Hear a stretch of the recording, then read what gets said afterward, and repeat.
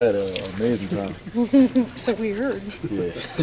Tell us about the grub. I heard that was good stuff, huh? Yeah, it was real good. Once we walked into the house, his mom had fried chicken, and the next day she had some steak, so it was amazing. I ain't had that in a while. You needed to pick up some weight, I heard. Yeah, I had to pick up a little bit of pounds. How much had you lost, Ryan? I mean, I had what's your lost- target weight, by the way? I had lost about 5 pounds, and so I got back up to 230. 230. Hey, I guess you're helping Curtis Grant, I think, deal with his tragedy. I mean, just have you talked with him? I mean, how's he dealing with it? Yeah, I talked to him. He's actually doing pretty good right now. I've been talking to him and just trying to keep him, let him know we all here for him. If he need anything, I got him. Yeah, is he back in Richmond right now? Yeah. Yeah. Was that a sudden thing, or had his dad been ill? What can you tell us? I mean, it was kind of like in the middle. It was not like all of a sudden, but it wasn't like his dad's been ill for a while. So like they kind of were expecting it, but it wasn't like all of a sudden. I got you. Now, where's this? As you guys roll out of your bye week, as Urban Meyer said, he thinks y'all been really good against the run. The stats show that. He also called y'all's pass defense alarming last week and stuff. What do you think y'all shored up last week, and what's kind of on your mind? Y'all's mind defensively going into this week? One of the things I really noticed that messed us up on the passing last year was we missed a lot of tackles, and we really got to focus on making those tackles, and we just got to start triggering to the ball. We weren't really triggering to the ball like we should, and we just been practicing on that the last week, and we're going to keep practicing on that this week. Urban said he noticed preparation drop a little bit heading into Northwestern, thought the bye came out a good time. Do you feel like you needed this bye to kind of get refreshed and refocused on football? Oh, yeah, I definitely feel like we needed this bye to get refreshed and refocused because a lot of guys are banged up.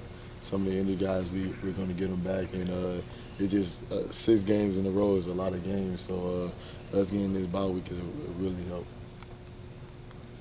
Their running back, Weissman, seems to be one of those hard-running kind of guys, 600-something yards.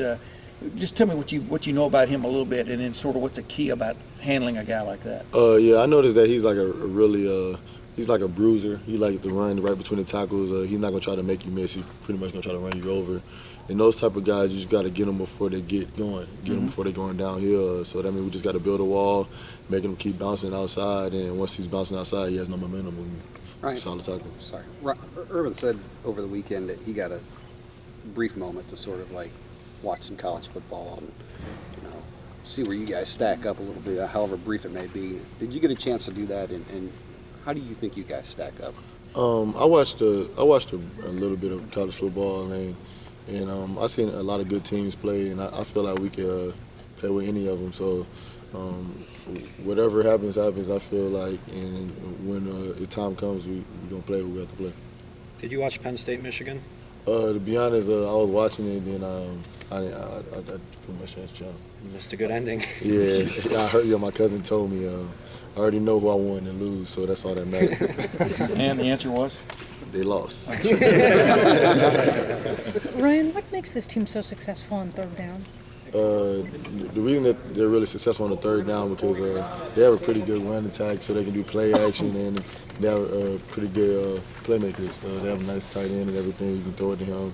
He can get a little like 5-yard catches and everything. So just little simple things that they really work on a lot. It really helps them. Actually, I meant your team. You're one of the best in the nation on third down conversion defense. Well, we work on a lot of things on third down. We go over it almost every day in practice, especially Wednesdays and everything. And we have one of the best offenses in the nation, and I think they're pretty good in third downs too. So us stopping them really helps us get better in third downs, and them stopping and getting it on us helps them a lot. So, Brian, you had a block punt if Bradley Roby didn't get in your way, wouldn't you, against Northwestern? Yeah, I thought I had the block punt until I watched the film. So, yeah.